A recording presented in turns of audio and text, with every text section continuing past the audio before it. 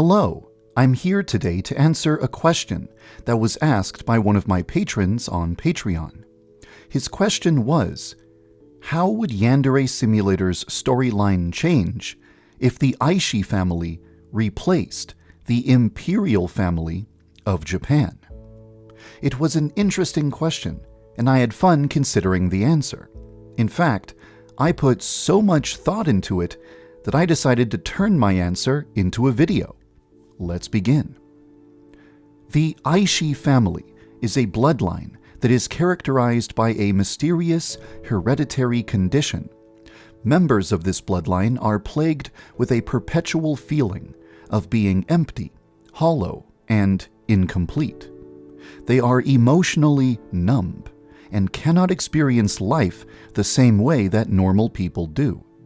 There is no known cure for this condition, but there is one thing that can temporarily allow an Aishi to feel normal. For some mysterious reason, a very small number of people are able to trigger something called the senpai effect when coming into physical contact with a member of the Aishi bloodline. While experiencing the senpai effect, an Aishi will no longer feel numb, empty, or hollow.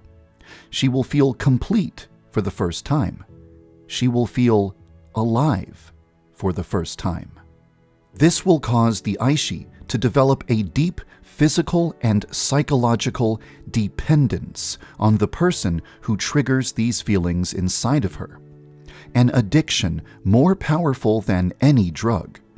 An Aishi who has experienced the senpai effect will become willing to do absolutely anything to possess that person and stay by their side forever. I know exactly how the Aishi condition works and how it came into existence, but the details are some pretty big spoilers, so I won't be revealing the information anytime soon. The only thing I'll say is that the first woman to experience the Aishi condition, a woman who I call the first Aishi, was not born in Japan, but migrated to Japan in 1796. So, what exactly was the Aishi family doing between 1976 and modern day? Well, many of them were serial killers, exactly like Ayano and Ryoba. Once they encountered someone who triggered the senpai effect, they became yandere and killed anyone else who loved that person. This means that most members of the Aishi bloodline developed the skills necessary to get away with murder and avoid detection by authorities. Thus, most Aishi probably worked as assassins or spies. I imagine that the Aishi family tried very hard to stay in the shadows and had no wish whatsoever to be recorded in Japanese history. But what if they didn't have a choice? What if a member of the Japanese Imperial family triggered the senpai effect in an Aishi? What if an Aishi made it her life's goal to marry into the Japanese Imperial family, and she succeeded? What if an Aishi born into the Japanese Imperial family eventually inherited the throne and became the reigning Empress of Japan? Well, the Aishi family doesn't know how their condition originated, but they do know that they have a soulmate and that they will feel empty until they find him. So, as the ruling family of the nation, they would come up with some way to expedite their encounter with their soulmate. For example, as Japan's ruler, the Empress Aishi could announce that all men in the Japanese capital city must attend a mandatory ceremony where they must pledge their allegiance to the country's princess by touching her hand one by one.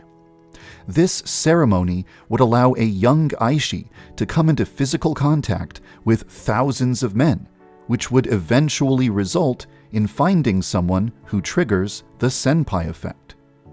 The Empress could then use her authority to invent some arbitrary reason for that man to live with the imperial family from that day onwards.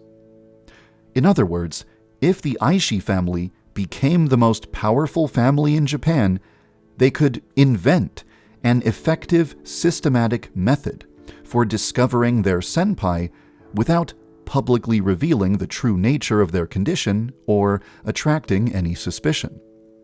This means that once in a position of power, the Aishi bloodline would probably never need to become serial killers or develop murder skills ever again. Unless they decide to pass down their assassination knowledge to each new generation in secret. Anyway, if the Aishi family replaced the imperial family of Japan, they would discover their senpais through imperial ceremonies rather than relying on happenstance in school settings. This means that if the Aishi family was royalty, the game's storyline as we know it would probably never happen. That's the answer to the question from the beginning of this video. I owe everything to the people who are supporting me on Patreon. So whenever one of my patrons asks me a question, I try to answer with as much detail as possible.